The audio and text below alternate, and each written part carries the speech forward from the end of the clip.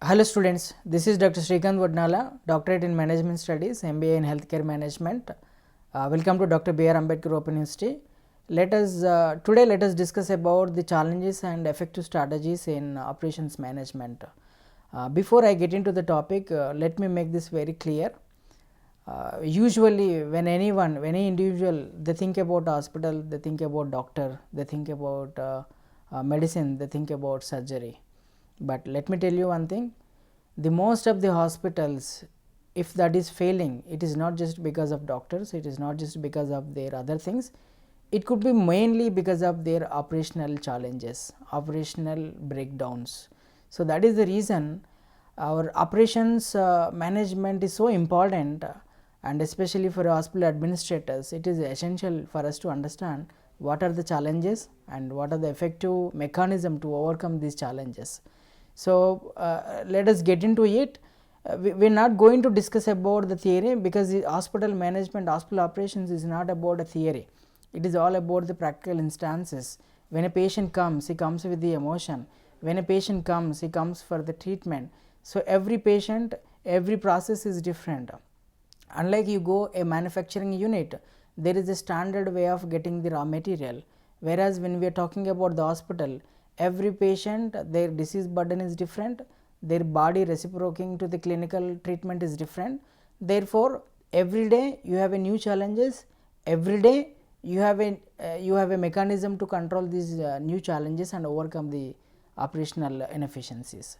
So let us try to understand some of the objectives in operations management, that the structure, how the hospital is structured. So there are different people, the different stakeholders in the hospital. Let us see, if you are talking about a multi-store, a clothes store, a 5-floor building available outside the hospital, similar to the structure, what is the number of manpower that we do see? We hardly see 50 to 100, but when we are talking about the same 5-floor building of 100 bedded, we see around 400 to 500 manpower. The reason we having, so manpower is the biggest strength. Since there are multiple manpowers, multiple activities involved in the manpower, there are high chances there is a coordination error, there is a communication error, therefore it lead to the operational.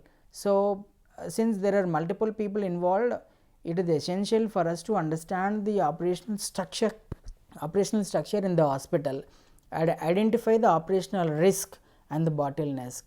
So whenever we need to understand the risk, we need to understand the process, we need to map the process right from the patient entry.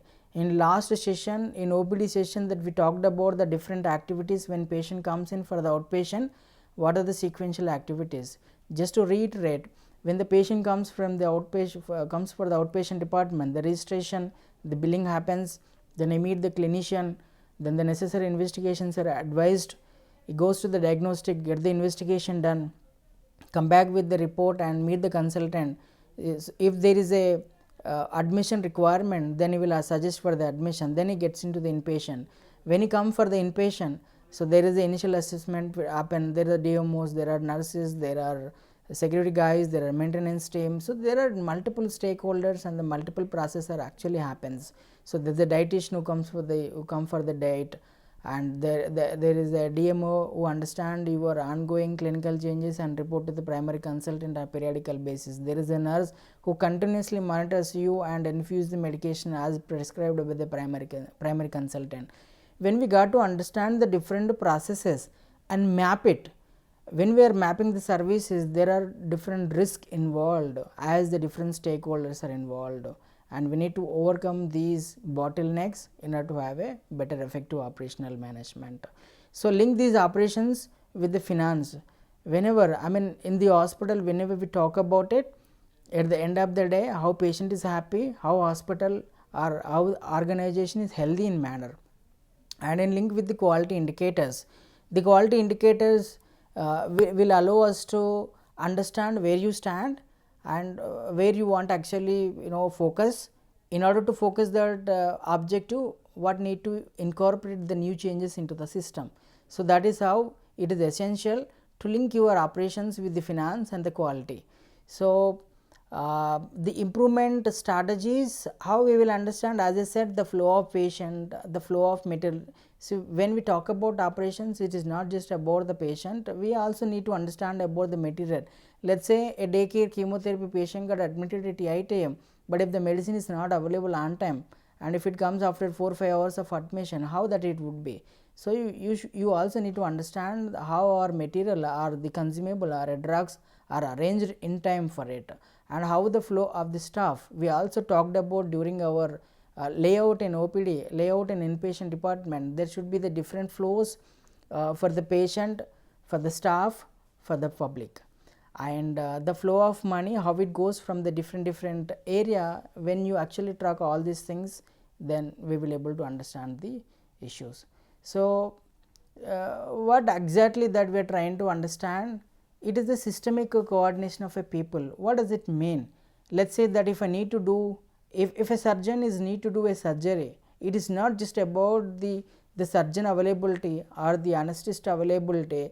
It is also, we need to take care of the OT technical team, OT nurse, your scrub nurse, your circulatory nurse, your sterile material availability, your concerned drugs and consumables availability, your implants, if there is any implant availability. So, there is so many, there could be a requirement for the blood products.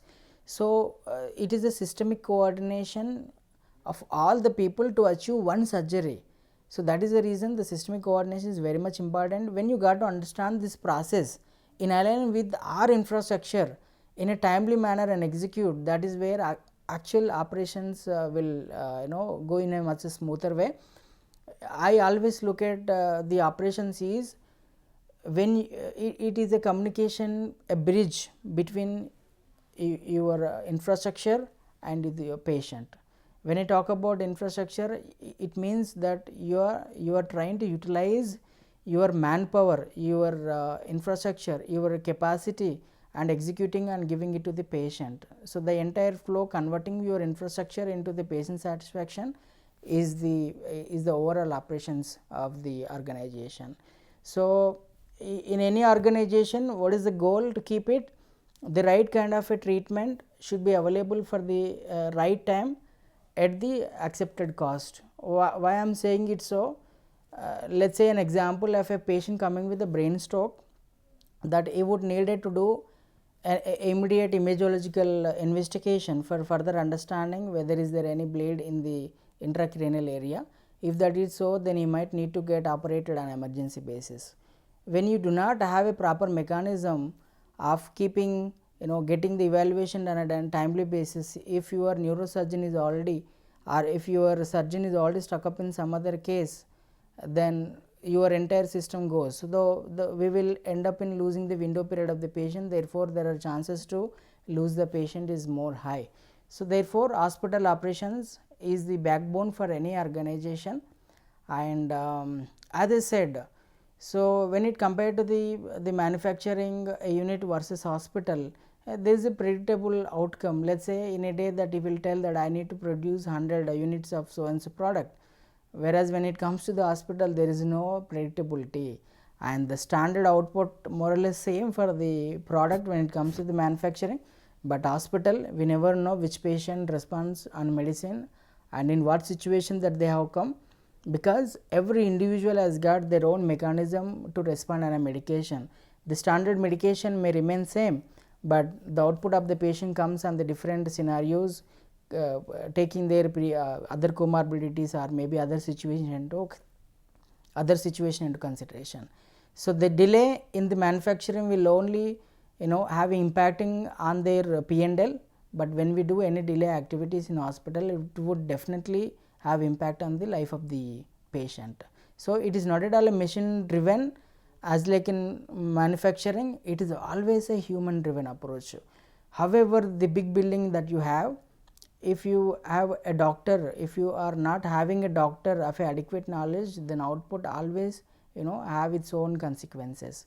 So, therefore, it is purely a human driven approach, a multiple involvement system.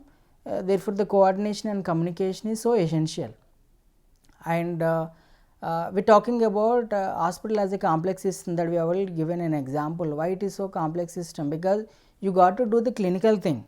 The patient is here to get the treatment, but with the increasing expectations from the patient side, they are not just only expecting the clinical care, they are also expecting the hospitality care. Your room should be so neat, your the food should come on time, the dietitian has recommended food should come time, your other ancillary services should be available in time.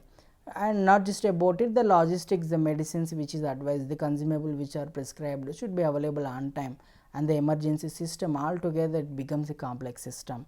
And it's not just about working for a limited period. Even if you go a largest manufacturing unit, it closes after certain time, but whereas you got to work in hospital for 24/7 with a high variability, in what situation that you will have a more patient load or lesser patient load, which patient turns into the emergency, that you never know. It is all about the different clinical factors.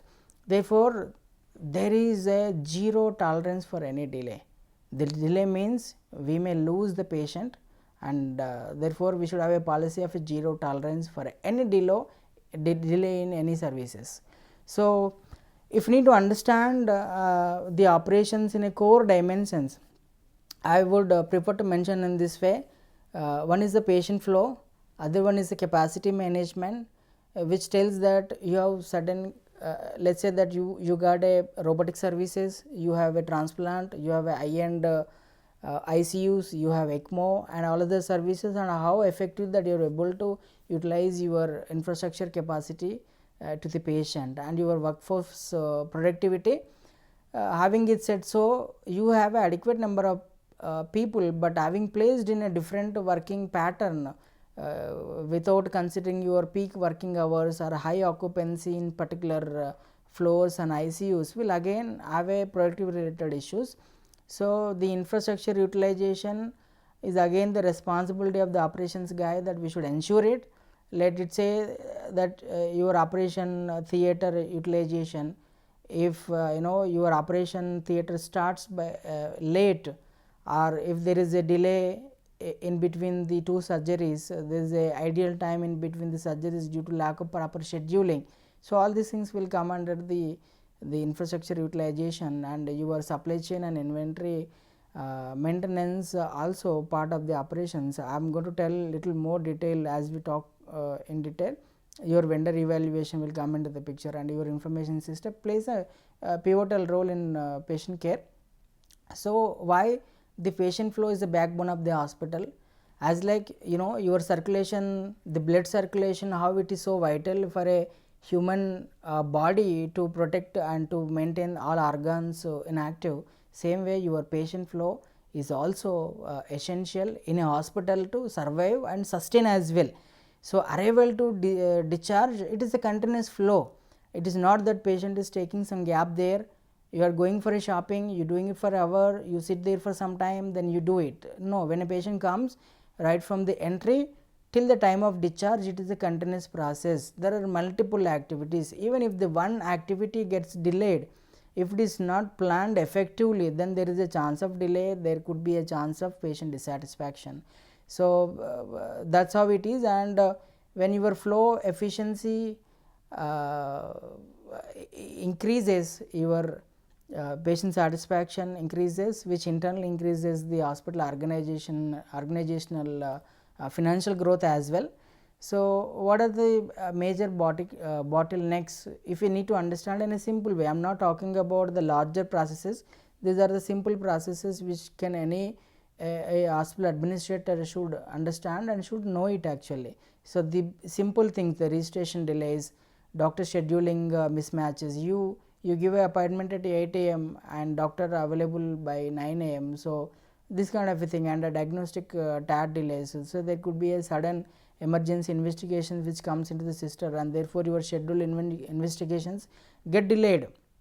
So, whenever you even plan the diagnostic, you should have a plan. You know that during the peak hour there could be more rush. So, therefore, you need to give appointments in such a way, and your all diagnostic services should able to adhere the standard turnaround times.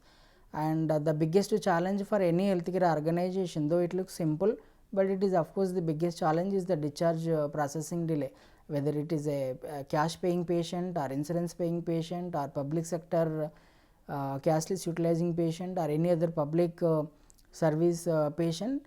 For every patient, the moment doctor tells that you are fit for discharge, then the patient expectations increases that they would expect to leave the hospital at the earliest the moment doctor says, and that is where it is so critical to ensure the patient gets discharged within a stipulated or accepted turnaround time from the hospital.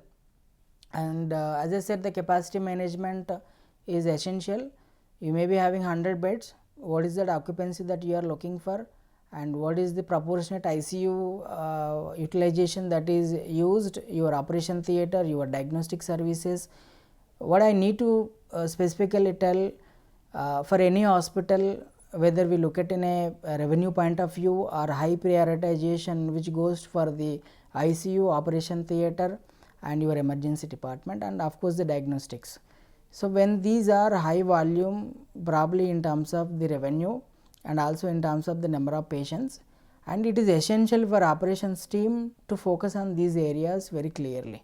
So, when there is a mismatch in lead waiting and there is a chances to lose a referral. Let us say that your emergency beds are full, you have 8 beds of emergency, and if all 8 beds emergency is full, even for a smaller case or a not required cases due to the triage, due to the failure in triage, due to the proper allocation, you keeping the red zone for a non attentive cases or a non complex cases, and when the red zone case comes, very difficult to manage. Therefore, you should able to adhere the processes, and you should able to forecast the demand that let us say that you have a doctor where is a very well known and his OPD timings are so and so, and you also know that the peak OPD timing hours, whether it is in the morning so and so time or evening time, when you know, when you are able to forecast the high demand for particular services, that you should able to keep the excess manpower or excess other required things in the place to take care of those needs. So, the workforce operations, it is 24/7 that we will have to work irrespective of the workload, and we should able to map the skill size, because most of the organization that they fail to keep the skillful manpower in the night or in the odd hours or in the public holidays or in the Sundays, that is where things go wrong. So, where I mean your roster or your workforce planning should keep the skill mix and should able to fill the gaps of this skill mix. And as people work 24/7 during all the shift, you should ensure that your staff should not get fatigue and burn out themselves, which will internally affect the quality of the outcome that what they are doing. So, you should always plan on a workload basis, not on a simple standard roster basis. Done your OPD, your operation theatre, as I said, it is a high revenue and high cost center. It is very much important for an administrator to plan your operation theatres. You start early, you finish all the things, ensure that there is no delays, ensure that there is no cancellation between the surgeries. When you start late, then eventually every minute that you waste, you are going to lose it. And there are multiple indicators which will make us to understand the utilization of this, and your number of cancellation versus delays versus breakdowns versus your other quality indicators like infection levels, the culture and sensitivity, and all other the microbiological parameters will also help us, because if your operation theatre is not clinically sterile, there are high chances that patient would get affected during the surgery, and which would eventually results in a higher length of stay, which is again a higher cost to the organization. Most of people think that the more number of patient stays in hospital is the more revenue. No, the lesser number of hospital stay, the reduced length of stay, which will actually increase your RPOB, which we call it the average revenue per operational bed. The higher RPOB will have definitely direct impact on your profit and loss. and your emergency operations, you should able to predict your demand during unpredictable time. And as I said that your triage system is so critical in your emergency that you should able to understand which case is severe and which case is moderate, non-serious. Accordingly you should able to allocate and evaluate and send the patient accordingly to OT, ICU, or sent to home after due observation. So I mean, with another example, if I need to tell, same if a stroke patient comes and if you are not able to accommodate this patient for a quick diagnostic and quick surgery, if that is required, if they need to do any decompression to reduce the pressure in the brain, then that's where the whole system is failure. So we are not just only losing the revenue, we are losing the life of the patient. Okay, so here in operations the time delay is the potential risk to the life of the patient. So and most of these challenges actually comes due to the communication failures, a poor coordination between the people. And when the communication not just among the healthcare people, it can also happen between the patient and the healthcare people. They may not communicate everything prior, or because of which there could be the delays in processing. It could be admission, or it could be transfer out, or it could be anything. So when the communication is not so effective, let's say when doctor comes 9 a.m. and sees the patient is fit for discharge, and he tells the DMO to process the discharge process, but if the duty medical officer do not percolate this information to the concerned team, then the whole discharge process gets hold up. So therefore the communication is so essential. And always where we stand, where we need to go, who tells customer is always king, as many people said.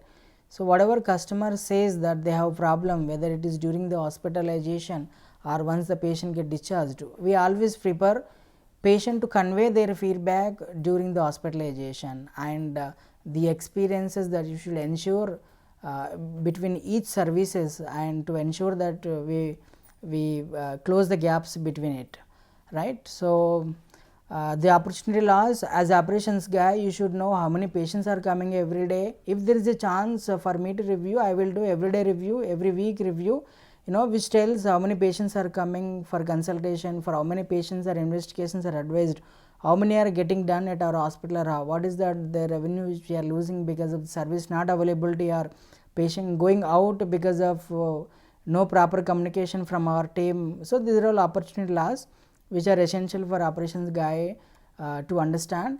And as I said, it is not just about the patient care, we also need to understand about the hospital supply chain, whether it is a drug, consumable, implant, or oxygen supplies, or sterile supplies, or equipment spares.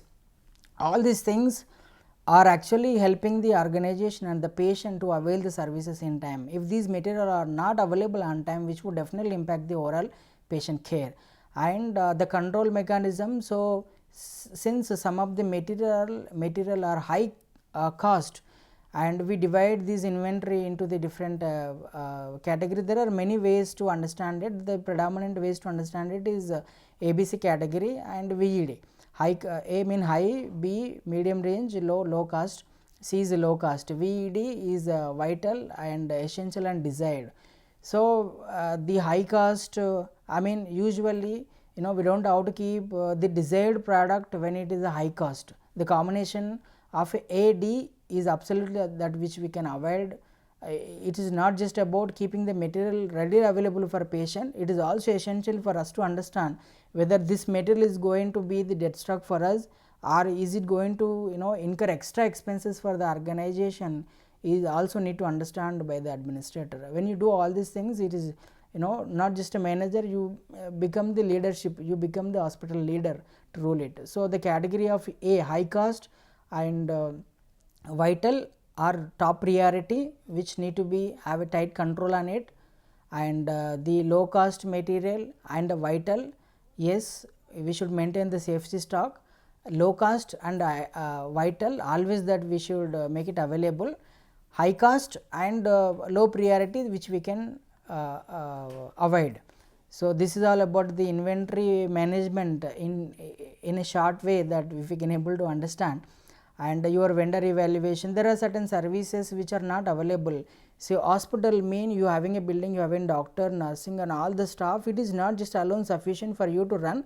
There are many more people that you also do depend on the external people, be it housekeeping, outsourcing, or a laundry, or a biomedical, or a security, IT, waste management, medical supplies.